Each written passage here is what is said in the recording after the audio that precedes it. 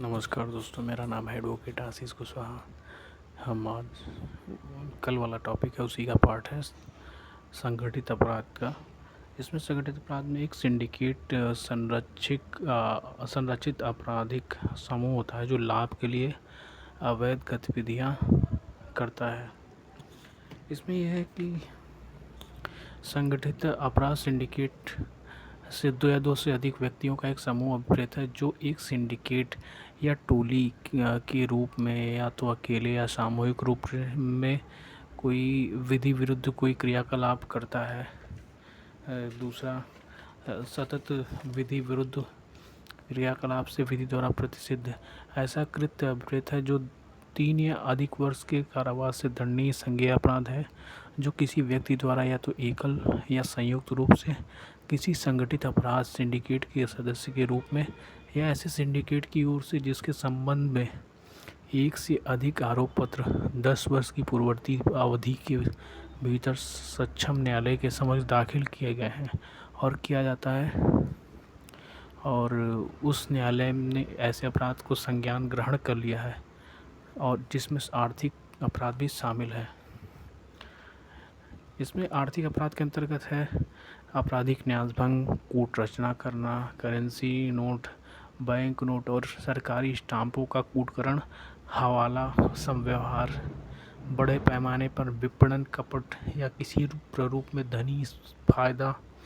प्राप्त करने के लिए विभिन्न व्यक्तियों के साथ कपट करने के लिए कोई स्कीम चलाना, किसी बैंक या वित्तीय संस्था या किसी अन्य संस्था या संगठन को कपट करने की दृष्टि से किसी रीति में कोई कृत्य करना शामिल है। जो कोई संगठित अपराध करेगा, किसी व्यक्ति की जो कोई संगठित अपराध करेगा, उसके अपराध के परिणाम स्वरूप किसी व्यक्ति की मृत्यु हो जाती है तो वह मृत्यु आजीवन कारावास से दंडित होगा और ऐसे जुर्माने के लिए दायी होगा जो 10 लाख से कम नहीं होगा। किसी अन्य मामले में वह ऐसी अवधि के कारावास से दंडनीय होगा जो 5 वर्ष से कम नहीं होगा किंतु आजीवन कारावास तक का हो सकेगा, और ऐसे जुर्माने के लिए भी दायी होगा जो 5 लाख रुपए से कम नहीं होगा। इसी में तीसरा है, जो कोई संगठित अपराध का दुष्प्रेरण या षड्यंत्र करता है और यह जानते हुए कारित करता है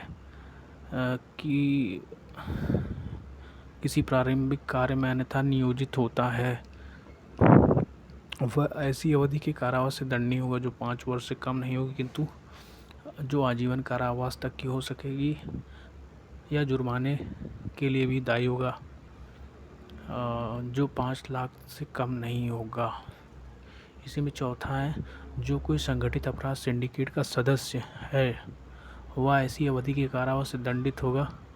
जो 5 वर्ष से कम नहीं होगा किंतु आजीवन कारावास तक का हो सकेगा, और ऐसे जुर्माने के लिए भी दायी होगा जो 5 लाख से कम नहीं होगा। इसी में पांचवा है, जो कोई किसी व्यक्ति को जिसने संगठित अपराध कारित किया है साशय पूर्वक संश्रय देगा, छिपाएगा, वह ऐसी अवधि के कारावास से दंडनीय होगा जो 3 वर्ष से कम नहीं होगी किंतु आजीवन कारावास तक की हो सकेगी, और जुर्माने के लिए भी दायी होगा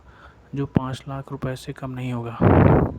परंतु इस उदाहरण उस दशा में लागू नहीं होगा जिसमें संश्रय या छिपाना अपराधी के पति पत्नी द्वारा किया जाता है।